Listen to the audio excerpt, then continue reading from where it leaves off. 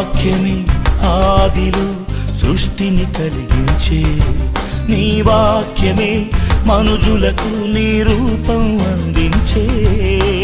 ఆ వాక్యమే నా త్రోవకు జ్యోతి అయి నా ముందుండి నడిపించును.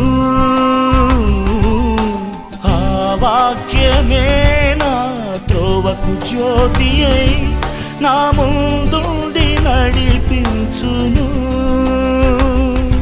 నీ వాక్యే సత్యము, నీ వాక్యే నిత్యము, నీ వాక్యే స్వస్థత, నీ వాక్యే మార్గము, నీ వాక్యే నా జీవము.